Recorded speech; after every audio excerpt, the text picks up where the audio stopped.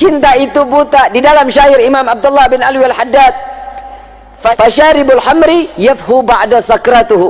Orang yang cinta, orang yang namanya mabuk minum minuman khamar, setelah dia mabuk udah sadar tuh dia tuh, dan apa yang dia lakuin lupa, kebelakangannya lupa. Tapi kalau orang yang udah mabuk cinta, wasyaribul hubbi tulil umri sakranu, orang yang udah minum nikmatnya cinta sampai mati akan menambahkan rasa cinta dan terus dalam keadaan mabuk dengan cintanya. Betul? Gorma romantis orangnya. Soalnya zaman sekarang ngomongin cinta itu lebih masuk ke dalam otak sama ke hati dibanding suruh rukun wudu. Ayo Kiai, jujur, bener nggak? Urusan cinta ya otodidak, Bib. Itu mah berjalan sendiri. Yang namanya cinta harus ada pengorbanan, betul? Bagaimana cintanya Nabi kepada kita, pengorbanan dari awal lahir sampai yaumil qiyamah, pengorbanan semuanya untuk umat Nabi Muhammad SAW. Sampai diabadikan di dalam Al-Quran, laqad ja'akum rasulun min anfusikum azizun 'alaihi ma 'anittum harisun 'alaikum bil mu'minina raufur. Akan datang kepada kalian seorang rasul utusan Allah, sama seperti kalian, bagian golongan manusia, memiliki rahman, memiliki rahim, punya kasih sayang yang begitu besar, namun beban umatnya dipikul sampai yaumil qiyamah. Beban umat dipikul, kita beban hidup kita sendiri aja udah males, belum ujian dalam hidup nih. Tapi ingat-ingat nih, ada ujian, ada azab ya, ada ujian, ada. Buat orang yang ujian, mereka yang punya kelas, orang sekolah punya kelas, ada ujiannya kan, ada tingkat kenaikan kan. Kalau dia bagus, nilainya bagus, bisa naik ke, kalau dia lulus dalam ujiannya. Kalau orang yang nggak mungkin sekolah, orang nggak sekolah, mungkin nggak ada ujian, mungkin naik kelas, nggak mungkin. Nih hidup kita nih kadang kita lupa nih. Nih saya cuma sekedar ngingetin, ada orang kalau kita tanya, kita tahu nih orang ibadahnya males, ogah, ngaji nggak mau, baca Quran enggak. Begitu datang ketemu kita, ujian besar sekali. Sampaiin nama dia, itu bukan ujian tong, itu azab baru di dunia. Kalau orang nggak ibadah, azab namanya. Tapi kalau orang yang ibadah, itu adalah ujian. Setiap ujian berarti Allah ingin mengangkat derajat kita di sisinya. Alhamdulillah. Enak kan? Enak gak jadi umat Nabi? Gue mah ogah ujian mulu. Ujian dalam hidup ini gimana cara hindarinnya? Yang pertama harus sabar, betul? Bagaimana caranya? Tapi jangan pernah minta doanya, ya Allah berikan tambah kesabaran buat diri hamba. Jangan. Ujian terus menerus loh. Katanya minta sabar. Ujian lagi, ujian lagi, ujian. Minta, ya Allah, setiap kali permasalahan dalam hidupku, jadikan itu pelajaran dalam hidupku, sehingga aku dapat menyelesaikan dengan makin dekat kepadamu. Itu mintanya. Ya Allah, tambahin kesabaran. Besok diuji lagi lebih parah. Ya Allah, kok nggak tambah aja? Salah doanya. Nih salah doa ada di zaman Nabi SAW. Saat itu ada sahabat Nabi SAW, beliau 3 bulan Nabi nggak ketemu sama beliau. Setiap taklim ada, setiap duduk taklim ada. Ditanya, kemana fulan? Badannya kekar, bagus, nggak kayak gue, kecil, kurus, hidup lagi. Senang amat lo tawanya. Tapi nggak apa-apa, gue punya kelebihan, hidung gue mancung, ganteng. Hadirin al-hadirat rahimakumullah. Saat dimana Allah subhanahu wa ta'ala telah menunjukkan kemuliaan Nabi Muhammad SAW, Nabi ini nerima beban kita dari mulai lahir. Di dalam rawi Ad-Diba dijelaskan Nabi SAW saat terlahir ke dunia. Syekh Abdurrahman Ad-Diba menukil dari satu firman atau hadis qudsi, ya Jibril nadi fi sahil mahlukat min ahlil ardi was sama bittahani wal bisyarah fa inna an-nurul maqsun wa sirrul maknun awjad qablah al-wujudil asya wa ibda'il ardi was sama. Nih Allah subhanahu wa ta'ala mengatakan, wahai Jibril, beritahu penghuni langit dan bumi, Cahaya yang selama ini aku jaga dan tersimpan, di malam ini akan aku keluarkan di atas bumiku. Dan sedangkan aku, kata Allah, aku akan menghias langit dan bumi dengan gemerlapan cahaya yang begitu indah. Jadi yang ngerayain maulid duluan siapa? Siapa yang ngerayain? Terus ada yang bilang, jadi buat apa sih ngerayain maulid? Ngaji lo di pohon bambu, makanya ngaji. Di dalam Al-Quran ada sejarah. Di dalam Al-Quran ada sejarah apa enggak? Berarti sejarah dengan kita membaca Al-Quran sama enggak tingkatannya? Kita tahu Fir'aun, Al-Quran. Kita tahu Nabi Ibrahim yang ngebangun Ka'bah, ada di dalam Al-Quran. Kita tahu anjing yang boleh masuk surga, ada di dalam Al-Quran. Kita tahu mana yang halal, kita tahu mana yang haram, zakat wajib, salat 5 waktu wajib, haji jika mampu diberikan kewajiban, semuanya dari Quran. Semuanya ada peristiwa di dalam sejarahnya. Sama begitu pula maulidun Nabi Muhammad sallallahu alaihi wasallam. Kita begini ini karena kita telah diajarkan oleh Allah untuk memuliakan dan mengagungkan Nabi Muhammad. Dari mana, Bib? Emang Allah mengagungkan? Ya udah dong, udah cukup kalau Allah udah mengagungkan dan memuliakan Nabi. Nah, ini perlu dijawab nggak nih? Perlu dijawab?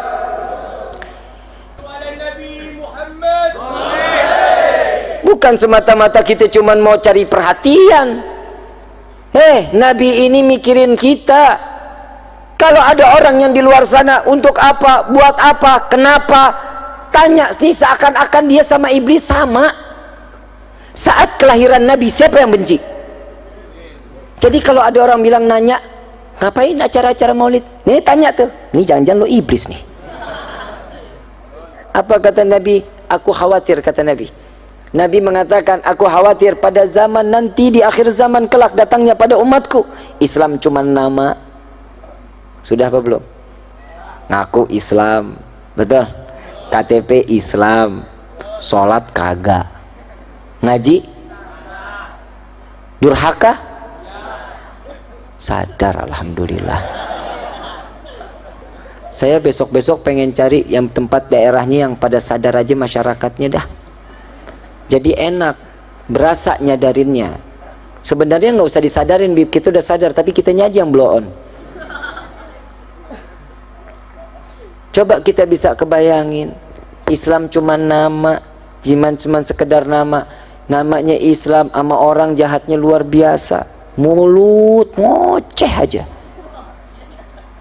Orang tetangga beli kulkas, kita yang tempel koyok. Bu, hei, begitu kelewatan loh. Tetangga beli mobil Grace, bapak kakinya encok. Begitu. Mudah-mudahan di sini mah orang-orang soleh-soleha semuanya. Saya nggak ngelihat ada keburukan di mukanya nih. Kalau kita ditampakin keburukan, waduh, benjol sono, benjol sini. Insya Allah, Allah baik sama kita ya, baik. Tapi kita nggak pernah baik sama Allah. Betul? Udah numpang di bumi. Kalau kita satu kali sholat Allah murka, kita diusir dari bumi, mau kemana loh? Ya udah, Bib, saya pindah ke dalam tanah. Emang tanah punya siapa? Bapak loh. Punya Allah. Ya udah, Bib, saya beli pesawat, saya naik ke atas bulan. Bulan punya siapa?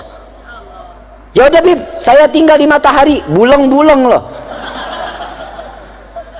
Matahari punya siapa? Ya udah, Bib, saya tinggal di neraka. Neraka punya siapa? Kalau Allah sudah turunkan murka kepada setiap hamba, selesai hidup loh. Jangan main-main, jangan main-main. Untuk masalah sholat nggak ada kata tawar menawar. Untuk sholat wajib, hukumnya wajib, nggak bisa jadi haram, nggak bisa jadi mubah, nggak bisa jadi sunnah. 1 tambah 1 sama dengan, bisa jadi 3. Kenapa?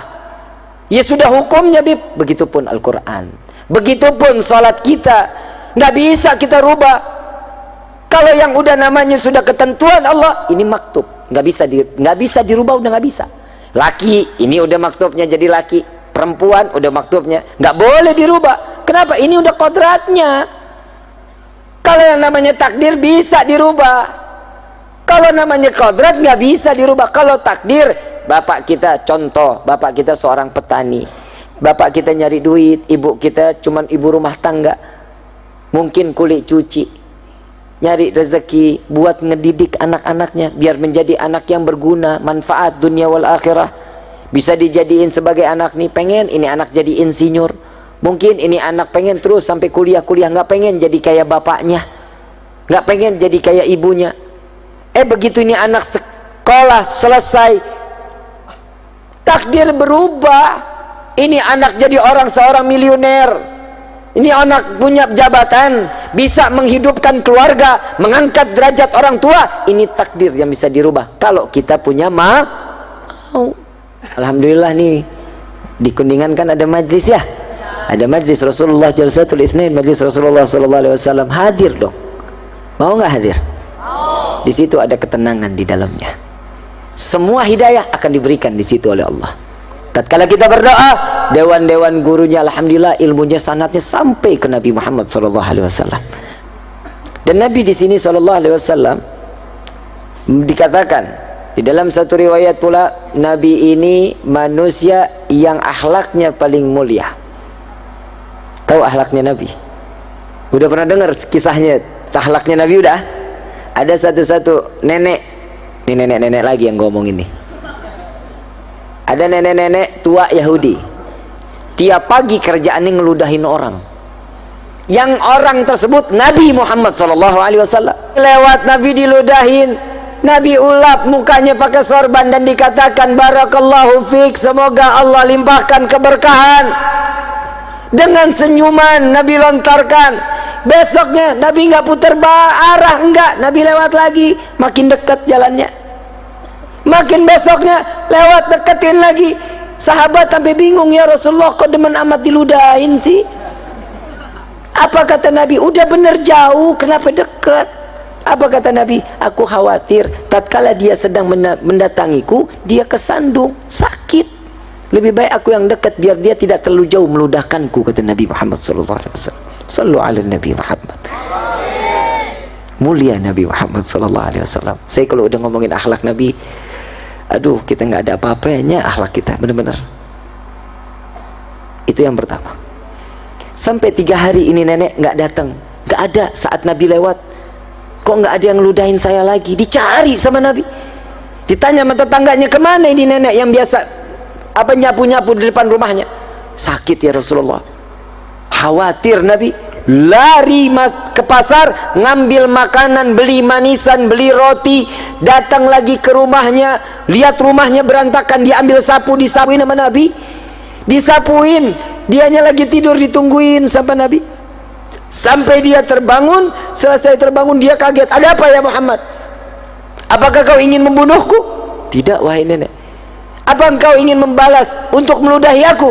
Tidak wahai ibuku. Sampai dikatakan ibuku, kata Nabi SAW.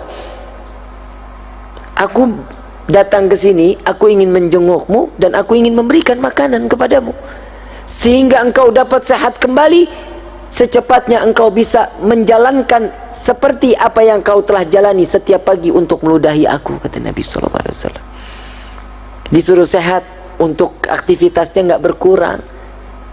Ya Allah, mulia Rasulullah SAW. Nggak cuman sampai di situ hadirin. Saat di Taif, Nabi dilempari kotoran, Nabi dilempari batu, berdarah pelipisnya, duri tertuncap daripada pipi mulia manusia yang dimuliakan oleh Zat yang Maha Mulia, tertembus darah, ditadangin oleh Nabi. Satu demi satu tetesan keluar dari wajah Nabi SAW. Saat semua sahabat mengatakan, ya Rasulullah, biarkan, jangan kau tadangi, jangan kau tampung, biarkan darah itu menetes. Aku khawatir jika satu tetes darahku tertetes di tanah Taif, aku khawatir tanah ini akan ditenggelamkan oleh Allah Subhanahu wa ta'ala.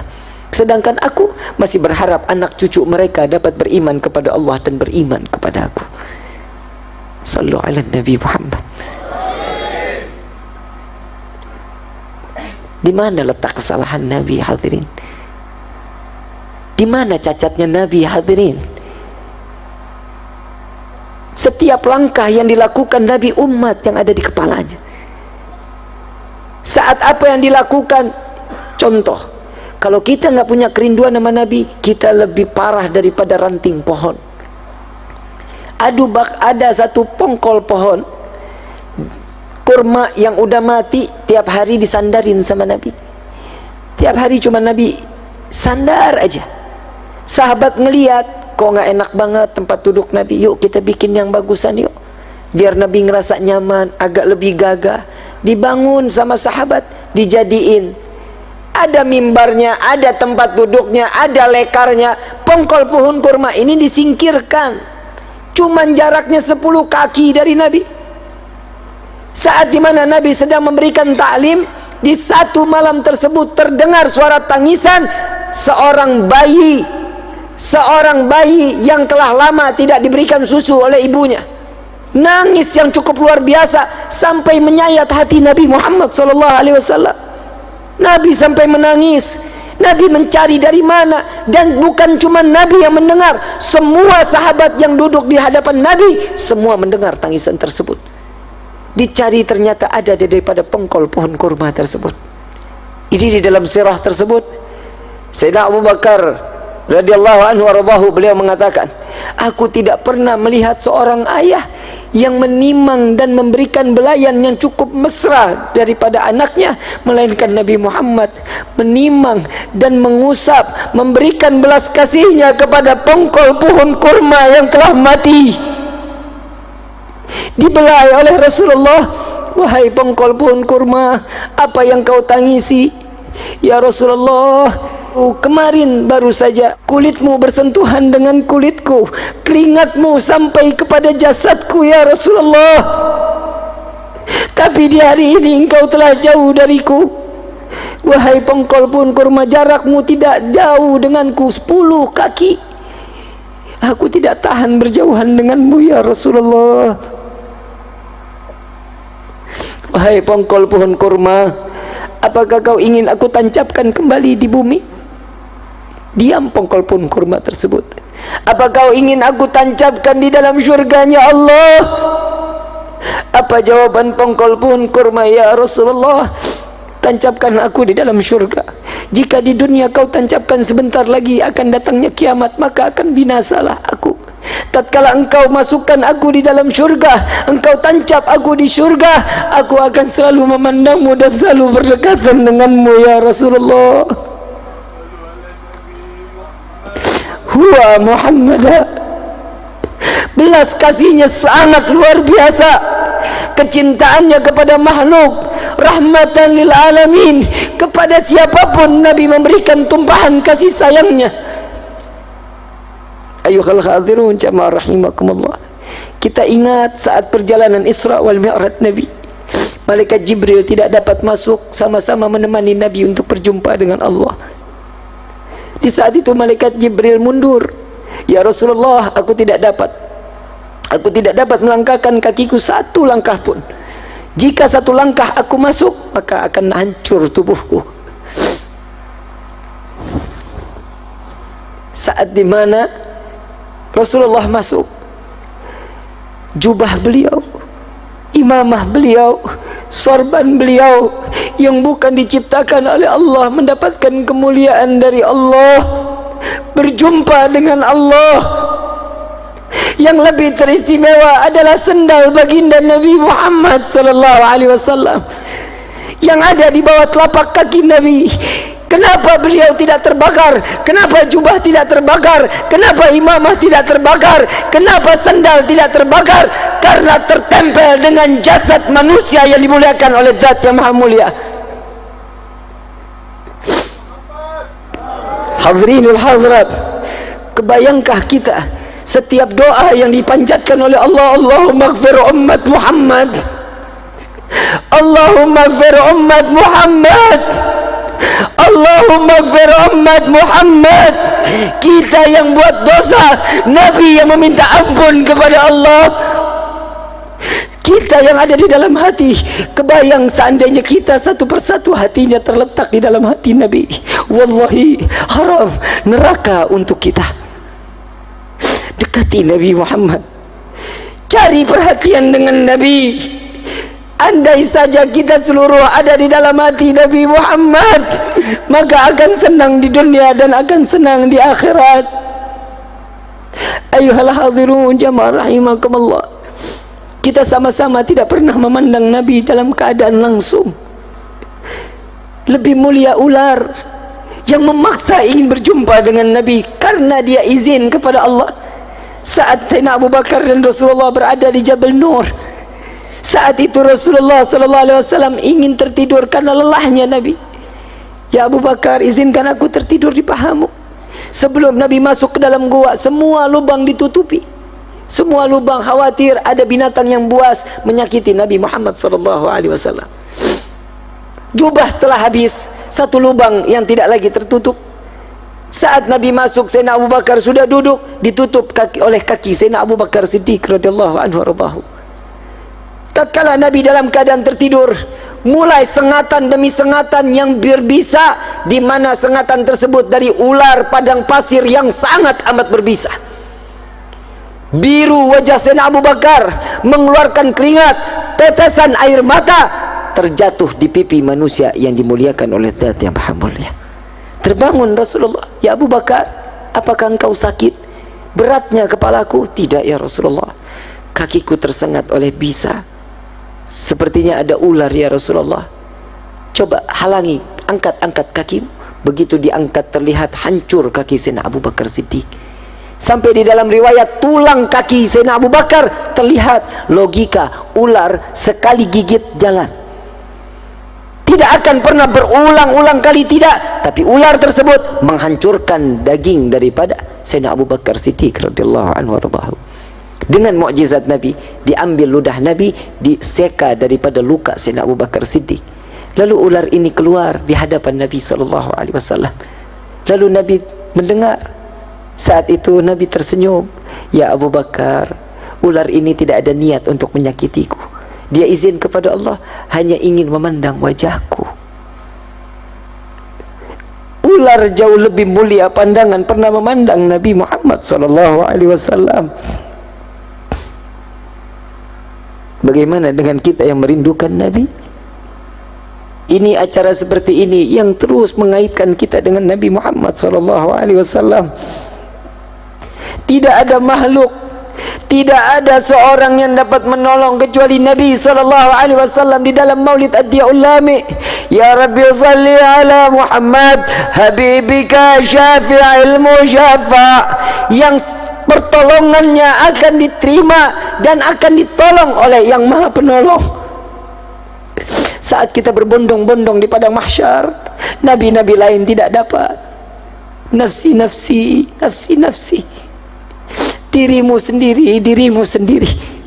Tidak ada yang bisa menahan illa Nabi SAW. Nabi cuma mengatakan, Analah, analah, analah, aku yang dapat menolong kalian, aku yang dapat memberikan syafaat kepada kalian. Sehingga Nabi sujud kepada Allah, diangkat, wahai Muhammad kekasihku, angkat.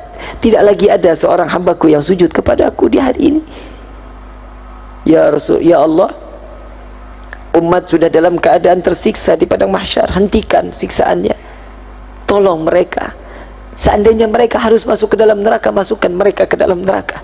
Harusnya mereka saat penimbangan amal diambil di penimbangan. Saat itu pun apa jawaban Allah? Ya Muhammad, jika engkau meminta tanpa sujud kepadaku, akan aku kabulkan permintaanmu. Sallu ala Nabi Muhammad. Ayuhal khadirun jamaah rahimakumullah, kita yang dinanti oleh Nabi, kita yang diharapkan oleh Nabi. Saat Nabi dalam keadaan sakratul maut, Nabi bertanya kepada malaikat Jibril, ya Jibril, aku masih ingin bersama dengan umatku, aku tidak bisa jauh daripada umatku. Apa jaminannya untuk umatku di yaumil qiyamah? Ya Rasulullah, untukmu telah diciptakan 7 pintu syurga yang dibentangkan sebesar-besarnya. Terserah, bebas engkau ingin masuk dari mana. Bukan itu tujuanku. Apa jaminan umatku di yaumil qiyamah? Malaikat Jibril bertanya kepada Allah, ya Allah, Muhammad kekasihmu meminta apa jaminan untuk umatnya di yaumil qiyamah? Apa jawaban Allah? Jawaban Allah mengatakan, sampaikan kepada kekasihku Muhammad apa yang dia minta, Allah akan ridha. Aku tidak akan menghinakan umat Muhammad di yaumil qiyamah. Ini jaminan dari Nabi Muhammad sallallahu alaihi wasallam. Cukup kita sakitin hati Nabi, cukup. Cukup kita lalai kepada Allah, cukup. Malu kita di hadapan Nabi. Para orang-orang tua kita, para salafun as-salihun, yang mereka dengan bangga membawa amalan sedekahnya, membawa amalan zakatnya, diperiksa oleh Nabi. Nabi tersenyum dan mengatakan, hadza ummati ya Rabbi, ini adalah umatku.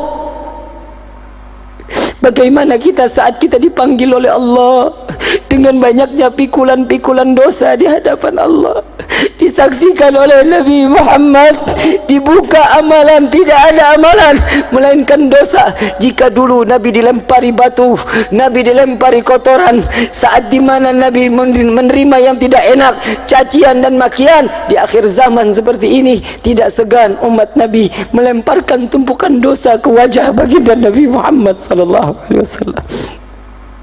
Tubna ilallah, tubna ilallah, tubna ilallah. Tobatlah kepada Allah, mohon ampunlah kepada Allah. Tidakkah kalian ingin membalas daripada pekerjaan yang telah dilakukan oleh Nabi untuk menyelamatkan umat? Yang sunnah dikerjakan, yang wajib harus lebih dikerjakan. Kenalkan diri kita kepada Nabi sallallahu alaihi wasallam. Seperti acara inilah cara kita perkenalan kita dengan Nabi sallallahu alaihi wasallam. Kita enggak pernah tiap kali doa, ya Allah jadikan kami umat Nabi Muhammad. Tapi saat kita terlahir dari rahim ibunda, pasti akan mendapatkan gelar ini, dia dijadikan sebagai umat Nabi Muhammad sallallahu alaihi wasallam. Ayyuhal khadirun jamaah rahimakumullah. Yuk sama-sama kita meminta kepada Allah, meminta perlindungan dari Allah dari segala bentuk kemaksiatan yang ada di dunia ini. Mudah-mudahan malam ini malam yang dicukupkan untuk kita taubat terakhir di dalam hidup kita.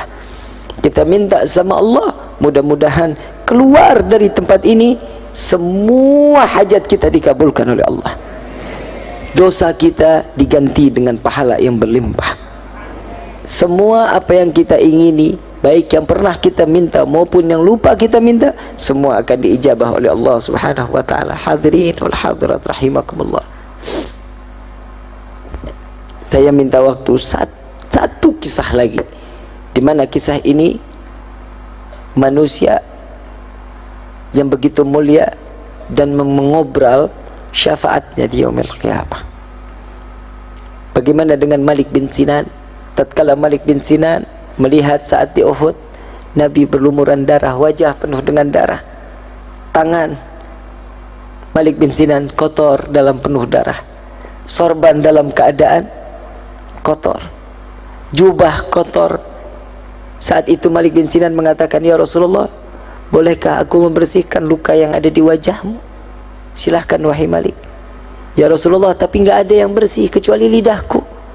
Silahkan. Dijilat semua darah Nabi SAW, dikumpulkan di dalam mulut Malik bin Sinan. Saat itu Nabi mengatakan, buang wahai Malik, buang. Tidak didengar oleh Malik bin Sinan, dikumpulkan di dalam mulut. Ditanya, dibilangkan oleh Nabi sekali lagi, buang wahai Malik, malah ditelan. Wallahi tidak akan aku buang ya Rasulullah. Ditelan oleh Malik bin Sinan. Dua pelanggaran di hadapan Nabi Muhammad SAW. Yang pertama, perintah Nabi adalah perintah Allah Subhanahu wa taala, tidak didengarkan daripada perintah Nabi. Yang kedua, melawan perintah dengan cara yang harusnya dibuang, dia malah ditelan. Dua pelanggaran besar fatal. Saat itu sahabat semua dalam keadaan diam, nunduk di hadapan Nabi, dan Nabi sujud. Nabi mengangkat kepalanya dan mengatakan, adakah kalian wahai para sahabatku ingin melihat penghuni syurga yang masih hidup di bumi? Maka pandanglah Malik bin Sinan. Malik bin Sinan mendapatkan anugerah terbaik dari Allah dan mendapatkan abadinya beliau di dalam syurganya Allah. Berkah apa? Cuman sekedar darahnya Nabi ditelan. Bagaimana kita yang cinta dan menjalankan sunnah? Wallah, kita yang jauh lebih berhak mendapatkan kenikmatan tersebut, dikumpulkan oleh Nabi di dalam syurganya. Amin ya Rabbal